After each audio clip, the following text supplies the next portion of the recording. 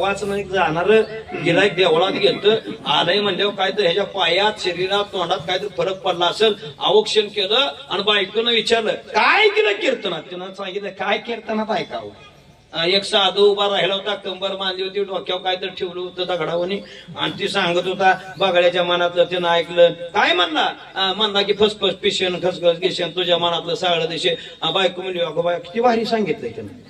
का तर तिला त्याला सोयीला कोला चिटकावायचा होता ती म्हणजे ह्याला आज गोड बोललो तर उद्या कीर्तनाला जाईल म्हणजे किती भारी सांगितलंय कुठल्याच ग्रंथात नाही किती महाराज मोठा होता त्यानं किती भारी सांगितलंय म्हणलं बरं का माझं नशीब मोठं आहे आणि महाराज चोपताना कितीच गोकायला लागले गसगस गिशे बसबस गिशे ना तुझ्या मनातलं सगळं दिशे झोपलं रातभर सकाळी उठलं जांभळ्या देत आता बाहेर आलं तवर न्हावी दारात येऊन बसलं आणि न्हाव्यानं आपलं पोत हातरलं महाराज आणि दगड घेतला घासायला लागले घासायला लागल्यावर आजच्या कीर्तनातलं लक्षात आलं त्याच्या आणि ती मोठ्यानं म्हणाला घस घस गिशे का नाही म्हणायला लागलं हे आज येडवून का करायला लागले बायको म्हणजे ती असंच करते म्हणजे रात्री कीर्तनाला गेलत म्हणजे असं महाराज फडक्यावरती ती वस्त्रा ठेवला साबणाची वाटी घेतली आणि पुन्हा ती बरस फिरवायला लागलं पुन्हा हसलं फस फस पिशे अरे म्हणला असताना बी हसले म्हणला ब्रश लावून पुन्हा अजून ती फसफस पिशे म्हणतय त्यानं पुन्हा ब्रश दाढीला लावल्यानंतर पर्श झाल्या म्हणला तुझ्या मनातलं सागळं मला दिशे महाराज न्हाव्यानं ब्रश फेकून दिला महाराज साष्टांग दंडवत घातला आणि त्या नराधमाच्या पाया पडायला लागलं कोण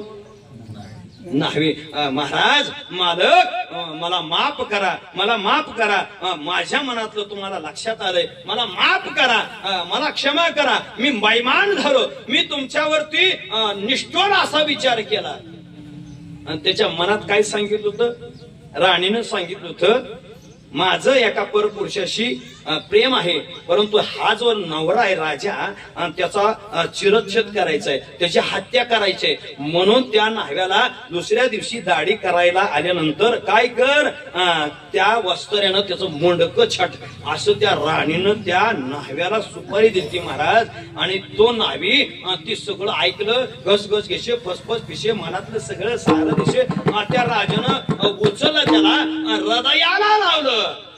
हृदयामी असता रामू सर्व सुखाचा आरामू का भ्रांतीशी कामो विषयावरी संपुष्ट हे हृदय पेटी करुणी पोटी साठवू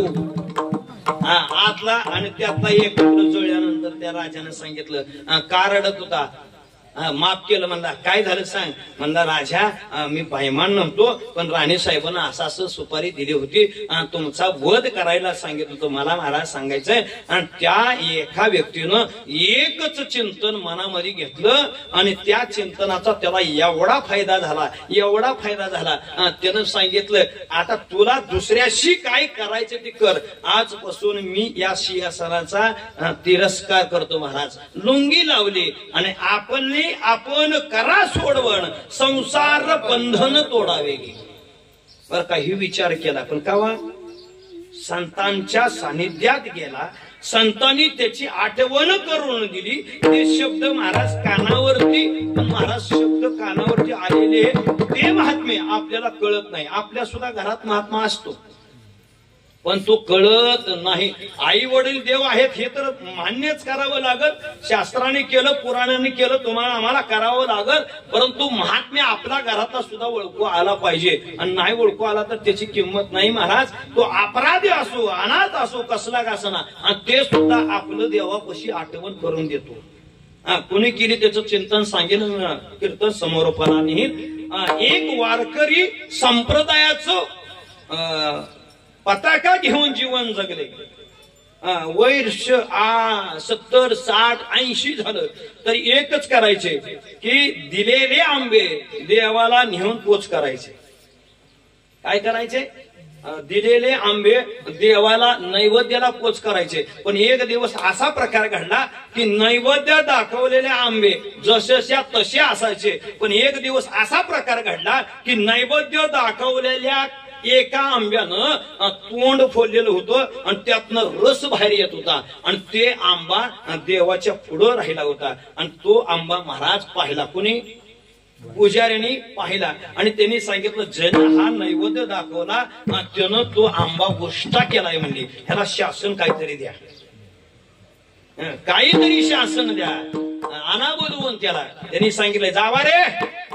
राणोबा नावाचा वारकरी आहे आणि त्या वारकऱ्याला बोलवून आणा. आणलं बोलवून महाराज देवाच्या पुढं उभा केलं. त्यानं सांगितले का रे एवढी दिवस सेवा करतो आणि हे पाप करतो, काय केलं? आंबा गोष्टा दिला. अरे स्वतःला काय सबरी समजतो का? प्रभू रामचंद्राला सबरीनं मोर गोष्टी दिली म्हणून तो स्वतःला सबरी समजतो का? मी आंबा नाही खाल्ला, सांगत होता, ऐकलं नाही महाराज. आणि देवाला आठवण करून दिली, देवा